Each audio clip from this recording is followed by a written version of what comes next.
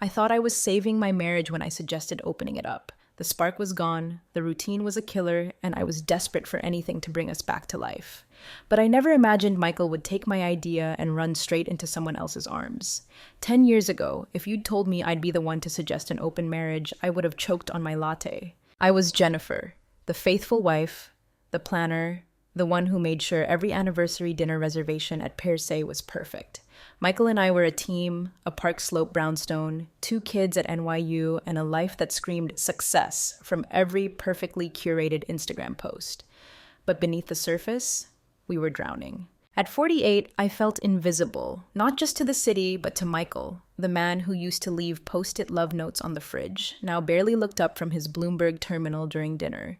The passion had evaporated years ago, replaced by predictable motions in a bedroom that felt more like a tax audit than an escape.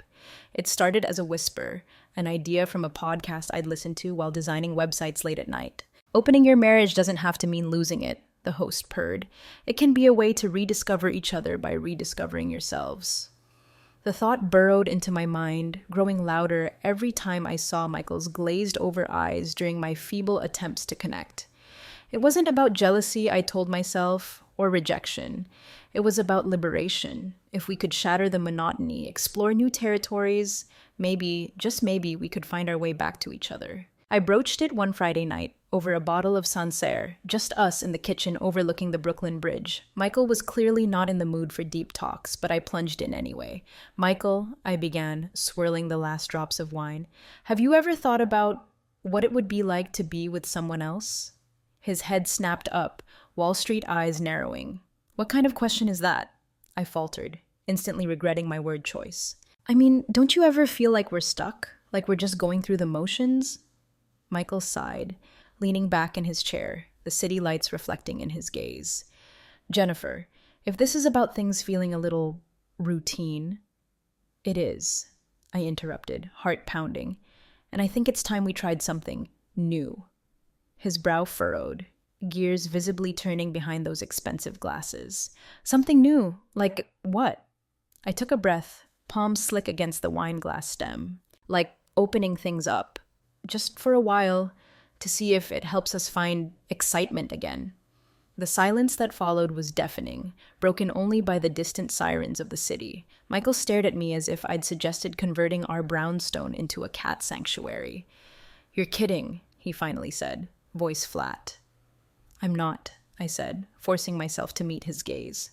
I've been reading about it, and it's not as insane as it sounds.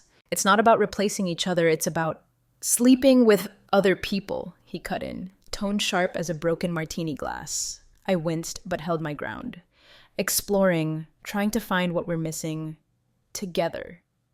Michael said nothing for what felt like an eternity. Then, with a sigh that seemed to carry the weight of the city, he got up and poured himself another glass of wine. You think this is going to fix us? I think it's worth a try, I whispered. He took a long sip, staring out at the glittering skyline. I'll think about it. I didn't expect him to agree, not really. Michael was the steady type, the reliable anchor of our meticulously crafted life, the kind of man who preferred the predictable rhythm of the Tao to any kind of emotional volatility. But a week later, after another silent dinner and another night of us staring at separate screens in separate corners of our brownstone, he surprised me. Okay, he said, out of nowhere, setting down his fork with a clatter. Okay, what? He leaned back, expression unreadable. We can try it, the open marriage thing, but we set some rules. Relief washed over me, a tidal wave tinged with icy fear. Rules are good, I said quickly, my voice a little too high-pitched. What kind of rules? No emotional attachments, he said firmly. Wall Street negotiator mode fully engaged. No talking about it in front of the kids. And total honesty. If we meet someone, we tell each other. No secrets. I nodded, heart hammering against my ribs like a trapped bird. Agreed. At first, it was exhilarating, like stepping onto a roller coaster at Coney Island. I downloaded an app, crafted a profile, and found myself exchanging messages with men who saw me as something I hadn't been in years. Desirable. My first date was with a guy named David, a divorced architect with kind eyes and a wry smile. We met for drinks at a dimly lit bar in the West Village, and despite the knot of nerves in my stomach, it felt good to be seen again, to have someone hang on my every word like I was delivering breaking news. We ended the night in his loft downtown, the city humming outside his window, his hands tentative but eager as they explored the curves I'd almost forgotten I had. It was exciting, intoxicating even, but also surreal, a constant reminder that I was venturing into uncharted territory. Michael, meanwhile, was slower to jump in. He wasn't the type to flirt with strangers or put himself out there, and for a while I thought that would work in my favor. I thought I'd have time to ease into this, to test the waters without the added pressure of him finding someone first. I was so wrong. It started subtly. Michael began coming home later, claiming after-work drinks with colleagues. He started paying attention to his appearance, dusting off a cologne I hadn't smelled in years, swapping his usual banker beige chinos for tailored suits that made him look like he was heading to a power lunch, not just grabbing takeout. At first, I barely registered it. If anything, I was vaguely pleased to see him shaking off his routine, injecting some life back into his wardrobe. Then came the nights when he'd arrive home with a smile playing on his lips, his phone buzzing with messages he didn't even bother to conceal.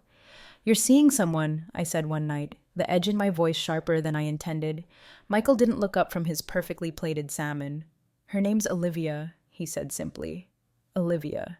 Just a name, but it landed like a Wall Street crash. "What's she like?" I asked, trying to sound detached, like I was inquiring about a new market trend. "Fun," he said with a shrug, still not meeting my eyes. "Different." The word different hung in the air, heavier than the Upper West Side humidity in August. Different from what? From me, a voice whispered in my mind. I told myself it was fine, that this was the twisted agreement we'd made, but the truth was I hadn't expected him to actually connect with someone, not like this. The more time he spent with Olivia, the more distant he became. Our once empty brownstone now felt hollow, echoing with the ghost of someone else's laughter. And every time I asked if he wanted to close the marriage, if we could rewind, go back to the way things were, he'd shake his head and say, "Let's give it a little more time." But time wasn't on my side.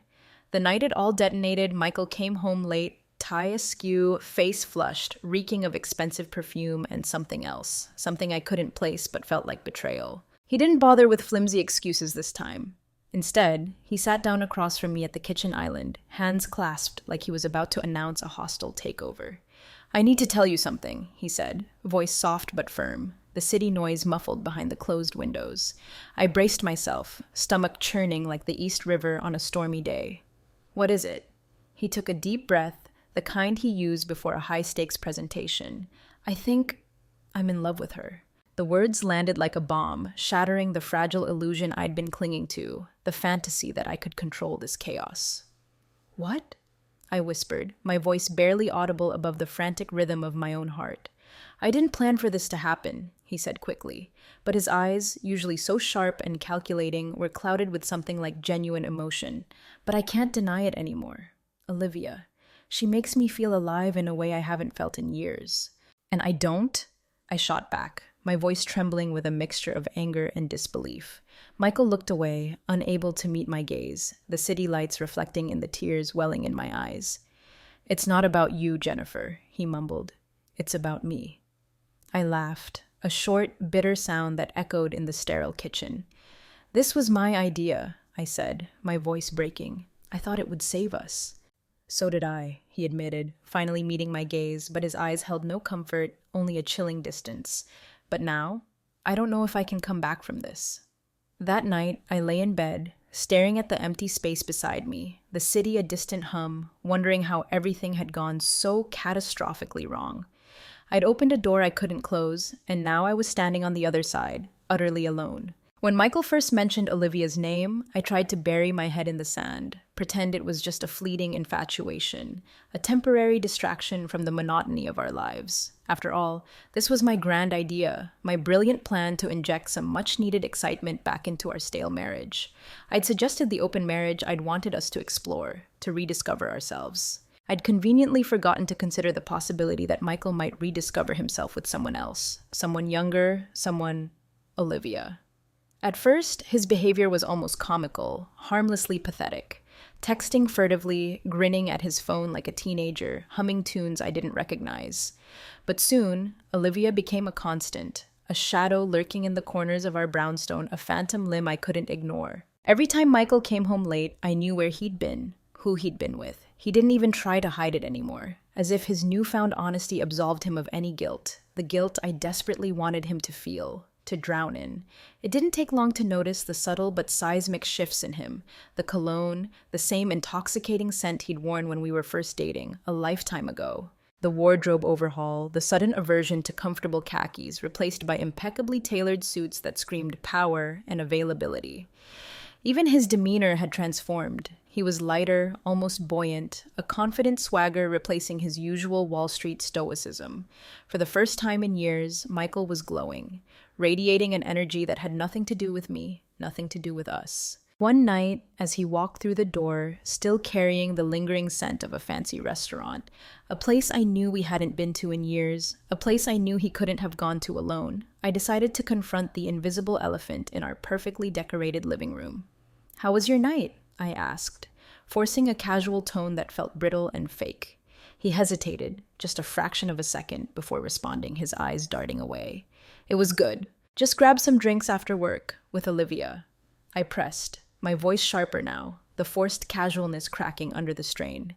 "Yes, with Olivia," he repeated, his lips tightening, a defensive wall rising between us. "Is that a problem?" I opened my mouth to unleash a torrent of accusations, of hurt, of fury, but the words snagged in my throat, choked by the bitter irony of it all. How could I say it was a problem when I was the architect of this disaster, the one who had gleefully pushed the first domino? I forced a smile, a grotesque parody of my usual self, swallowing the bile of pride and regret. "No," I managed, the word tasting like ash in my mouth. "Just curious."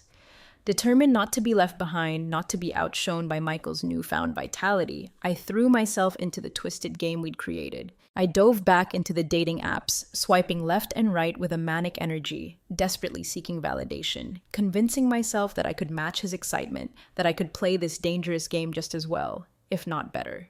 There was Ethan, a charming photographer with a disarming smile and a talent for flattery that bordered on theatrical.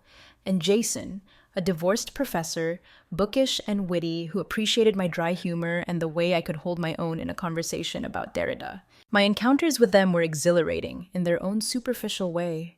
Ethan whisked me off to a private gallery opening, his hand resting possessively on the small of my back as he whispered compliments that made me blush, even though I knew they were probably recycled lines from a dating app playbook. Jason was slower, more deliberate, his touch gentle as we shared a bottle of Burgundy in his dimly lit apartment, discussing poetry and the existential angst of modern life. Each man offered a different flavor of distraction, a temporary escape from the gnawing emptiness that had taken root in my life. And for a while it worked. I felt desirable again, alive, a flicker of the woman I used to be, the woman Michael had once adored. But no matter how thrilling the stolen moments were, they always ended the same way. With me lying awake in the vast expanse of our king-sized bed, staring at Michael's empty side, the city lights painting shadows on the ceiling, wondering where he was, who he was with, and if he was thinking of me at all. The turning point, the moment the fragile facade shattered completely, came one Saturday afternoon. Michael had actually promised to spend the day with me, a rare and precious occurrence lately. We were supposed to go to the Met, maybe grab lunch in Central Park, a pale imitation of the life we used to share, but still, a glimmer of hope.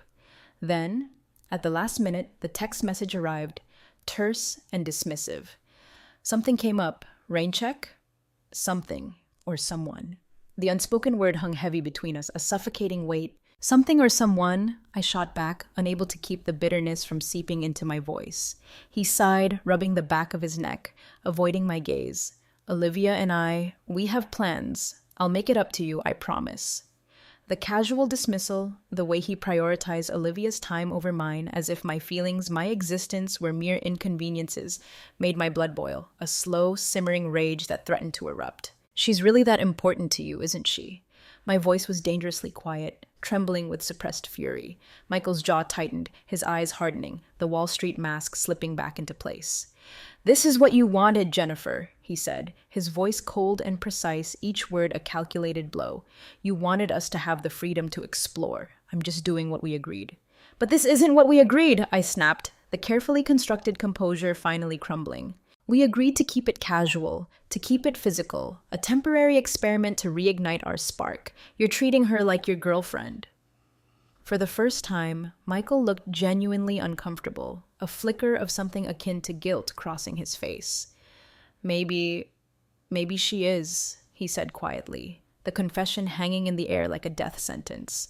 The words hit me with the force of a physical blow, knocking the air out of my lungs. My vision blurred with tears, hot and stinging, but I refused to let him see me break. Not completely. You're breaking the rules, I said, my voice shaking but laced with steel. You promised no emotional involvement, and you promised this would bring us closer. He countered, his voice low but cutting. But all it's done is show me how much I've been missing. Olivia became an obsession, a constant, unwelcome presence in my mind. I tried to distract myself, burying myself in work, scheduling back-to-back dates, anything to escape the relentless image of her and Michael together, laughing, touching, sharing a life that was supposed to be mine. But it was no use. She was everywhere, a ghost in our brownstone, haunting his smile, the way he carried himself, the gaping empty space he left behind every time he chose her over me. One night, consumed by a toxic cocktail of jealousy and desperation, I succumbed to the urge to know more, to understand the woman who had so effortlessly stolen my husband's heart. I searched for her online, a digital stalker in my own crumbling marriage. It didn't take long to find her. Olivia's social media profiles were a curated highlight reel of a life I could no longer access. Young, vibrant, carefree. Her pictures were filled with yoga poses on sun-drenched beaches, late-night dinners with laughing friends, and endless selfies that radiated a confidence I could only envy. She wasn't just a fling, a temporary distraction. She was a threat, a stark reminder of everything I was not, everything Michael apparently craved. I started obsessing over her, scrolling through her photos late into the night, comparing myself, dissecting every detail, desperately searching for flaws, for imperfections that would somehow diminish her in my eyes, make her less of a threat. Was this what Michael wanted? Someone younger, more exciting, less complicated? Michael and I were drifting further and further apart, two ships passing in the night, barely acknowledging each other's existence, let alone our shared history. Our conversations became strained, transactional, reduced to logistical exchanges about bills and grocery lists, devoid of any genuine connection. The intimacy we once shared, the quiet moments of laughter, the unspoken understanding that had once been the bedrock of our marriage was gone, replaced by a chasm so vast I didn't know how to bridge it. One evening, desperate to reclaim some semblance of intimacy, to pierce through the ice wall he'd erected between us, I asked the question that had been gnawing at me for weeks, a question I was terrified to hear the answer to. "Do you still love me?" I asked, my voice barely a whisper, as we sat across from each other at the dinner table, the silence between us thick and suffocating. Michael looked up, startled by the raw vulnerability of my question. "Of course I do," he said, but the hesitation in his voice, the subtle shift in his eyes betrayed him. The words were there, but the feeling, the conviction was missing, lost somewhere in the wreckage of our open marriage experiment. "Then why does it feel like you're already gone?" I pressed, tears welling in my eyes, threatening to spill over. He didn't answer, couldn't answer. Desperate to reclaim some part of myself, some semblance of control in this rapidly unraveling situation, I threw myself into a whirlwind of passion with Derek, a younger colleague at the design firm, a man who had made no secret of his attraction to me, his eyes lingering a little too long, his compliments a little too suggestive. Our encounters were intense, fleeting, a heady mix of lust and desperation that left me breathless and empty. We met in secret. Stolen moments in his apartment in the financial district, hurried encounters in my car parked in the shadows of Brooklyn Bridge Park, even a clandestine rendezvous in the deserted conference room at the office after hours, the city lights twinkling outside the window like mocking eyes. Each time I told myself it was what I needed, a temporary balm for the gaping wound in my heart, a way to even the score with Michael, to prove to myself that I was still desirable, still capable of feeling something other than despair. But it didn't work. If anything, it made the ache in my chest worse, a hollow echo of the love I was losing, the life I was destroying. Because no matter how many times Derek whispered my name, his touch fleeting and impersonal, it wasn't Michael's voice I heard in my memory, not the warmth of his embrace I craved. The final straw, the moment of complete and utter collapse, came one night when Michael arrived home late, again, his tie loose around his neck, his eyes distant, unfocused, a faraway look that spoke volumes. I couldn't hold it in anymore, the dam of suppressed emotions finally breaking, the torrent of hurt and anger unleashed. "Is this it?" I demanded, standing in the middle of our living room, arms crossed tightly over my chest, a pathetic attempt to shield myself from the inevitable.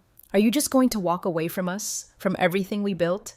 He stopped in his tracks, his expression unreadable, a mask of weary resignation. "I'm not walking away," he said evenly, his voice devoid of emotion, "but I can't pretend everything's fine anymore." "Then stop pretending," I shot back, my voice cracking, raw with pain. "Say what you really mean." Michael hesitated, his jaw clenching, his gaze fixed on some distant point beyond the city skyline. I think I'm falling in love with her." The room spun around me, the city lights blurring into a dizzying kaleidoscope. His words, so softly spoken, sliced through me like a shard of glass, sharper than any shouted accusation. "What about me?" I whispered, my voice trembling, barely audible. "What about us?" "I don't know," he admitted, his voice soft, almost apologetic, but the apology offered no comfort, no solace. "I don't know if there's an us anymore." That night, I lay awake in the suffocating darkness, the weight of his words pressing down on me, crushing the last vestiges of hope. I had wanted freedom, excitement, something to shake us out of our rut, to breathe life back into our dying marriage. But I never imagined it would lead to this. I never imagined it would lead to me losing him, completely and irrevocably.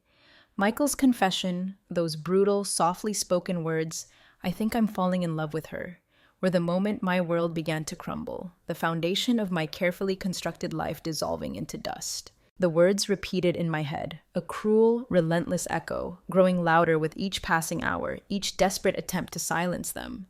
He wasn't just exploring anymore, not playing a game of temporary distraction.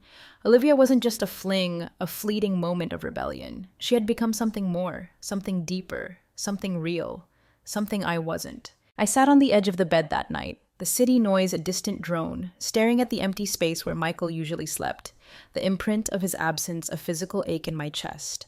I wanted to scream, to cry, to beg him to retract his words, to rewind time, to undo the catastrophic mistake I had made. But when he finally came to bed, hours later, the city already beginning to stir with the first hints of dawn, he didn't even look at me. He just lay down, turned away, and fell asleep, as if nothing had changed, as if my world hadn't just shattered into a million irreparable pieces. The next morning, I confronted him again, the raw wound of his confession still throbbing, demanding attention, demanding resolution.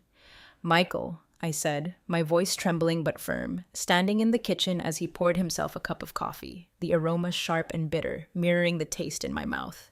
"We need to talk," he sighed, setting the mug down with a clatter, avoiding my gaze, the weight of the impending conversation heavy in the air. "Jennifer, I don't want to fight." "This isn't a fight," I said, my voice shaking, the tremor spreading through my entire body. "This is our marriage." He finally turned to face me, his eyes tired, shadowed, reflecting the sleepless night we'd both endured, though for vastly different reasons. "I know," he said, his voice strained, "and I'm trying to figure out what that means." "What it means?" I snapped, the carefully controlled facade cracking again, the anger bubbling to the surface, hot and corrosive. "It means you don't get to fall in love with someone else while I'm still here, still trying to make this work, still desperately clinging to the wreckage of what we had." "I didn't plan this," he said quietly, his voice devoid of emotion, a flat monotone. "You think I wanted to feel this way? You think I wanted to hurt you?" "Then why do it?" I demanded, tears streaming down my face, blurring my vision, the city lights outside the window dissolving into hazy streaks of color. "Why not stop it before it got this far, before you destroyed everything?" Michael ran a hand through his hair, his expression torn, a flicker of something like genuine pain crossing his face. "Because I don't know how to stop feeling what I feel," he confessed, the words a knife twisting in my chest, severing the last threads of hope. I turned away, unable to look at him anymore, the raw vulnerability of his confession too much to bear. "You need to decide," I said, my voice barely above a whisper, the words heavy with finality. "Her or me?" For days, Michael avoided giving me an answer, a definitive choice. He stayed out later and later, claiming he needed time to think, to figure things out. But I knew where he was spending that time, who he was with. Olivia. The name itself had become a poison, a constant, throbbing reminder of my failure, my loss. One night, consumed by a desperate need for closure, for some kind of resolution to this agonizing limbo, I couldn't take it anymore. When he walked through the door, late again, the lingering scent of Olivia's perfume clinging to him like a second skin, I snapped, the pent-up frustration erupting in a torrent of anger and despair.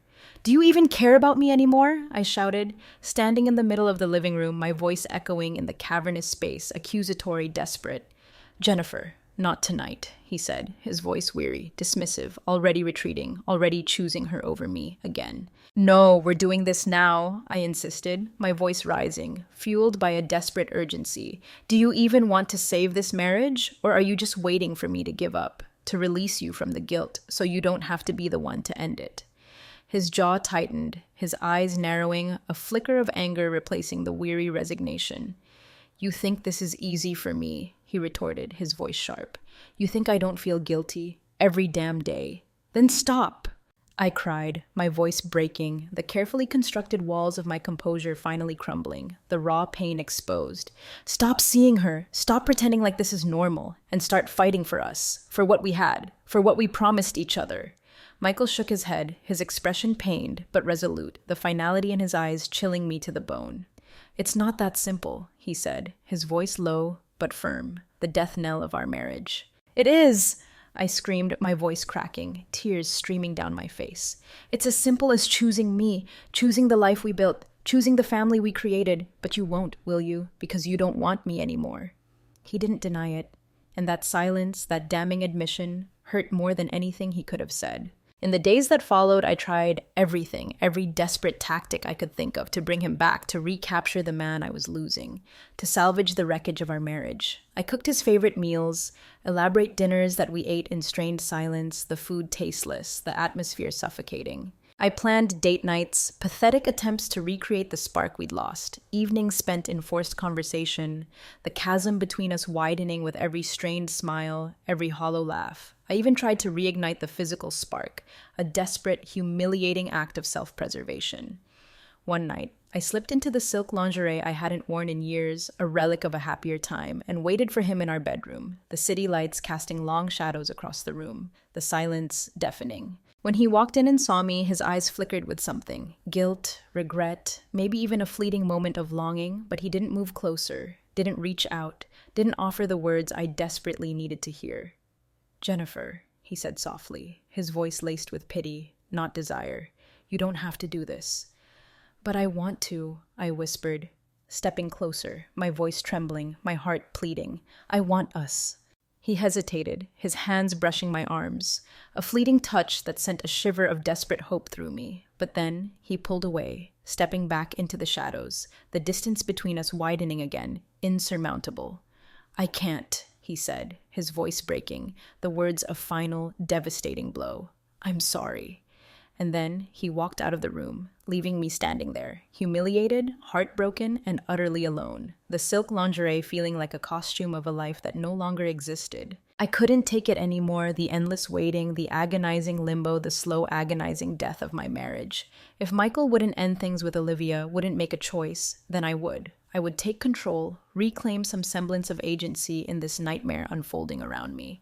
I found Olivia's address through a mutual acquaintance of Michael's. A risky move, desperate and reckless, but I was past caring about propriety, about appearances. I showed up at her yoga studio in Tribeca unannounced, uninvited, a storm cloud of fury and desperation descending on her carefully curated world of zen and tranquility.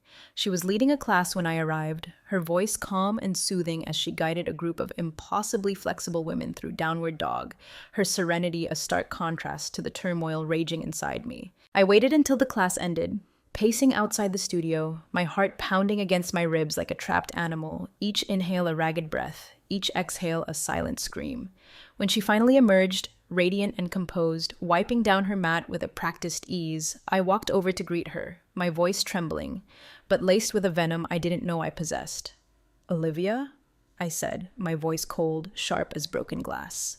"Jennifer," she responded, her smile polite but guarded, a flicker of recognition and perhaps apprehension in her eyes.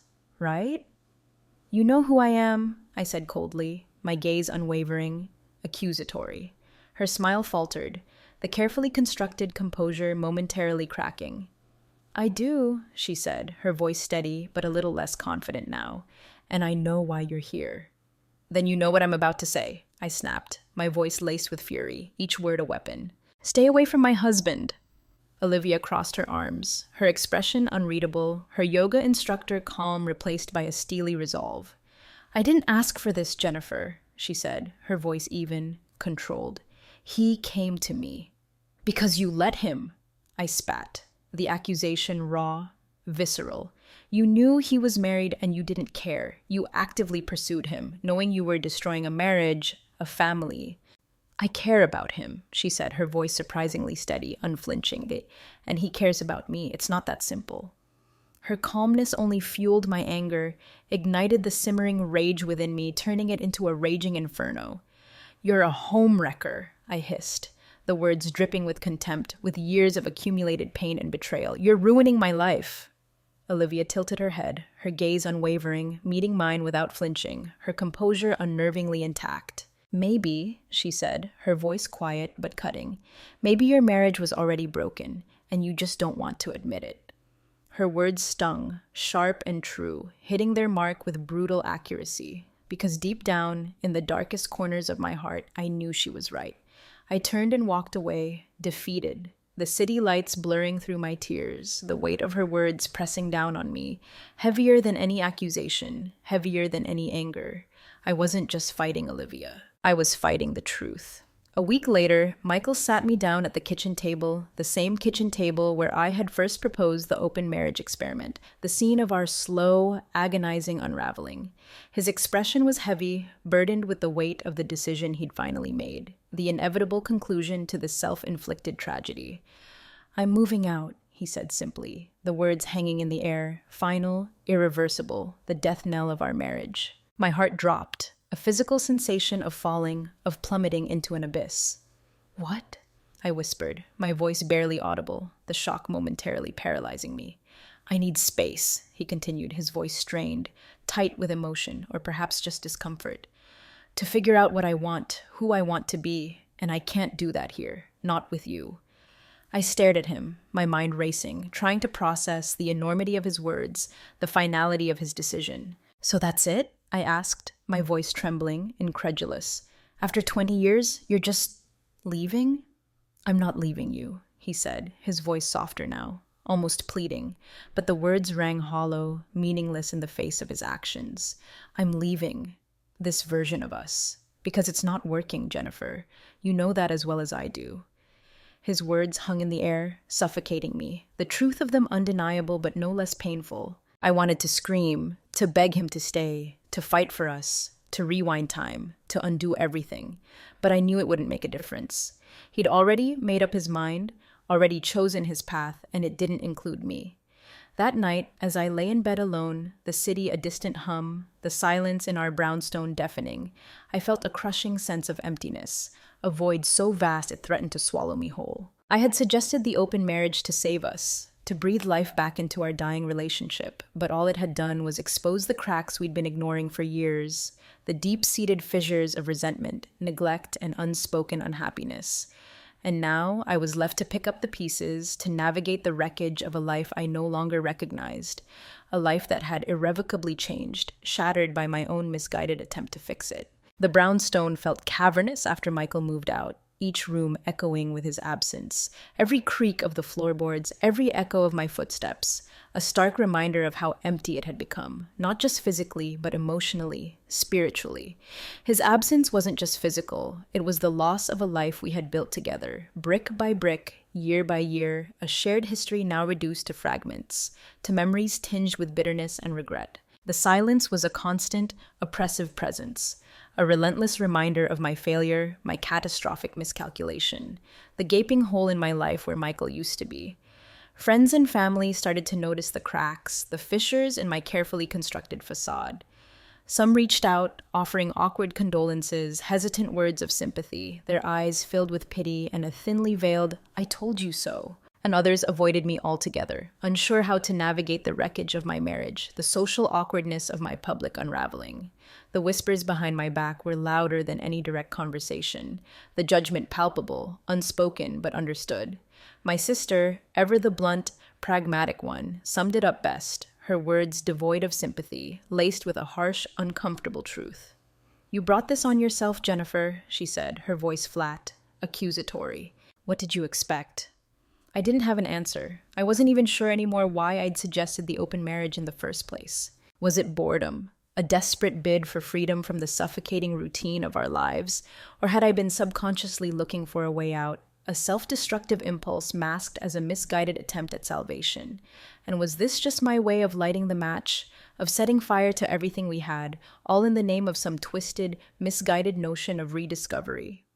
After weeks of barely functioning, of navigating my days in a fog of grief and self-recrimination, I finally took a friend's advice and started therapy. It felt like admitting defeat, another public acknowledgement of my failure, but I quickly realized how desperately I needed it, a lifeline in the swirling chaos of my emotions.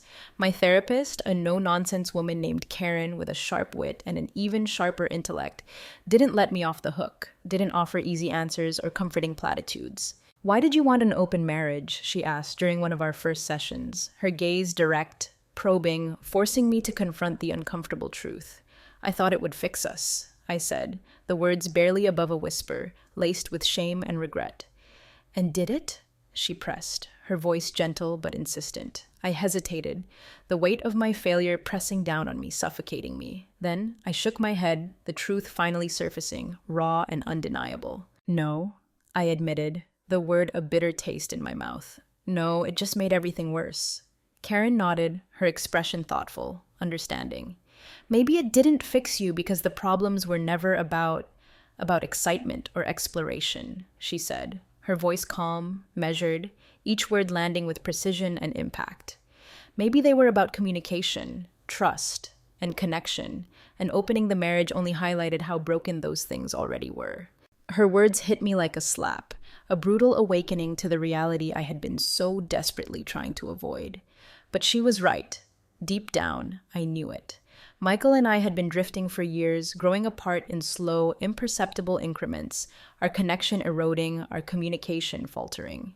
And instead of addressing the underlying issues, the festering wounds in our relationship, I had thrown a grenade into our lives, a desperate, reckless gamble, hoping for a miracle, expecting salvation from an act of deliberate destruction.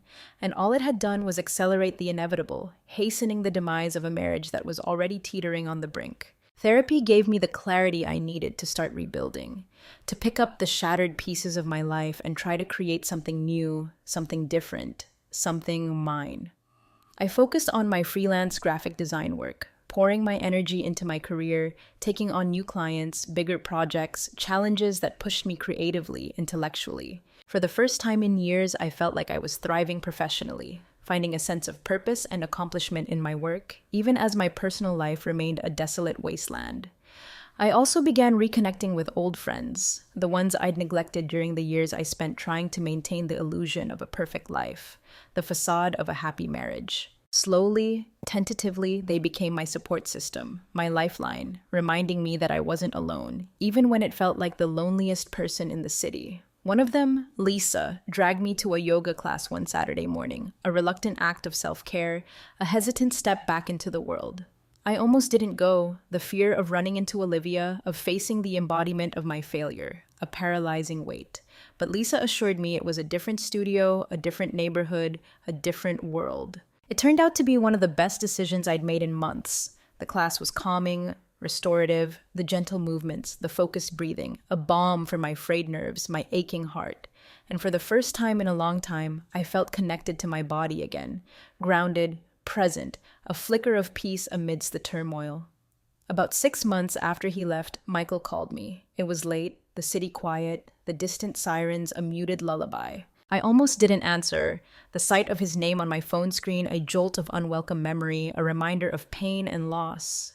But something made me pick up, a flicker of curiosity, a morbid fascination with the wreckage of our past. "Jennifer," he said, his voice hesitant, tentative, a stranger's voice after so many years of intimacy. I I wanted to check in, see how you're doing.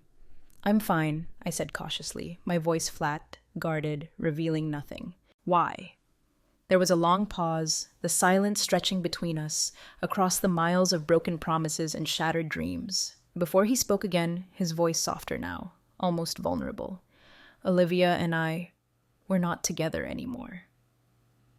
I felt a strange mix of emotions, a confusing cocktail of relief, vindication, and to my surprise, a pang of unexpected sadness. I'm sorry to hear that, I said, though I wasn't sure if I meant it, the words feeling hollow, automatic. It wasn't what I thought it would be, he admitted, his voice tinged with regret. She's a great person, Olivia, but it wasn't real, not the way I thought it was going to be. I didn't know what to say, the years of anger and resentment momentarily dissolving, replaced by a strange, unexpected empathy. Part of me wanted to lash out, to throw his choices back in his face, to revel in his newfound unhappiness, his comeuppance. But another part of me, the part that still remembered the man I had loved, the man he used to be, just felt tired, weary of the endless cycle of pain and recrimination. Michael, I said finally, my voice softer now. The anger dissipated, replaced by a quiet resignation. What do you want from me? I don't know, he said, his voice barely a whisper, lost in the city noise. Maybe just to apologize for everything. Despite Michael's apology, the belated acknowledgement of his mistakes, I knew there was no going back, no salvaging what was lost, no resurrecting the ghost of our marriage. It had been over long before Olivia, long before the open marriage, the cracks too deep, the damage irreparable. And I wasn't interested in trying to revive something that had already died, in clinging to the wreckage of a past that no longer existed. Instead, I focused on building something new, something for myself, something that wasn't defined by my marriage, by my failures, by my losses. Through work, through a chance encounter at a gallery opening, I met Jack, a 55-year-old widowed architect, a man with a quiet strength, a gentle kindness that resonated with the bruised, vulnerable parts of myself. He wasn't flashy or overtly romantic, not a whirlwind of passion and grand gestures. But he was kind, attentive, present, in a way that felt safe, grounded, real. Our relationship grew slowly, organically, built on mutual respect, shared interests, and a quiet, unspoken understanding of loss and resilience. It wasn't the adrenaline-fueled passion that had defined my earlier, desperate attempts to distract myself from the pain of my broken marriage. It was something quieter, deeper, more sustainable. Jack didn't try to fix me, to mend my broken pieces, and I didn't expect him to. Instead, he gave me the space to be myself, flaws and all, vulnerabilities and strengths, the messy, imperfect human being I had become. And for the first time in years, I felt like I was enough, just as I was. One day, out of the blue, Michael showed up at my door, unannounced, unexpected. He looked nervous, hesitant, like a stranger on my doorstep, unsure if he should even be there. "Can we talk?" he asked, his voice low, almost pleading. I hesitated, a flicker of the old anger, the old pain rising to the surface. But then I nodded, stepping aside to let him in, the ghost of our past walking back into my present. We sat in the living room, the silence between us thick, awkward, palpable, the remnants of our shared life, the furniture, the artwork, the echoes of memories swirling around us like ghosts. "I miss you," he said finally, his voice barely above a whisper, breaking the silence, the confession raw, vulnerable. "I miss us." I blinked, taken aback by the unexpected vulnerability, the unexpected admission. Michael, the stoic Wall Street titan, admitting to missing me, to missing us. "Jennifer," he continued, his voice thickening with emotion. "I know I screwed up. I know I hurt you. But I still care about you, Jennifer. I always have." For a moment, I felt the familiar pull of old habits, the temptation to fall back into what was comfortable, what was familiar, the ghost of a love that had once defined me. But then I thought about everything I'd been through, the pain, the heartbreak, the slow, arduous journey of healing, the hard-won growth. And I knew, with a certainty that resonated deep within my soul, that I couldn't go back. "Michael," I said gently, my voice soft but firm, devoid of anger, devoid of bitterness. "I care about you too, but we've both changed. And I don't think we can go back to who we were." He looked at me, his expression a mixture of disappointment and understanding, a quiet acceptance of the inevitable. "I figured you'd say that," he said with a small, sad smile, the ghost of the man I once loved flickering in his eyes. But I had to try. After Michael left, the city lights twinkling outside my window casting a soft glow on the empty spaces of my apartment, I sat on the balcony, watching the sunset, a glass of wine in hand, the silence peaceful, not oppressive. Jack joined me a few minutes later, his presence a quiet comfort, a steady anchor in the shifting tides of my life. He placed a hand on my shoulder as he sat beside me, his touch gentle, reassuring. "Everything okay?" he asked, his voice low, warm. "Yeah," I said, leaning into him, his solid presence a balm for my still healing heart. "It's just funny how life turns out sometimes." He smiled, squeezing my hand, his eyes reflecting the colors of the sunset, the shifting hues of orange and pink painting the city sky. "Funny isn't always bad," he said, his voice quiet, wise. I looked out at the horizon, the vast expanse of the city unfolding before me, the sky ablaze with color, and realized he was right. My life wasn't what I had planned, wasn't the carefully curated picture of suburban perfection I had once envisioned. It was messier, more complicated, more real, but it was mine. And for the first time in a long time, amidst the wreckage and the rebuilding, amidst the pain and the unexpected grace, I felt a fragile, nascent sense of peace. Sometimes the things we think will save us are the very things that break us. But from the wreckage, from the ashes of our shattered expectations, we find ourselves. And in that self-discovery, in that unexpected resilience, we find a new kind of freedom, a freedom born not of escape, but of acceptance, not of denial, but of brutal, beautiful truth.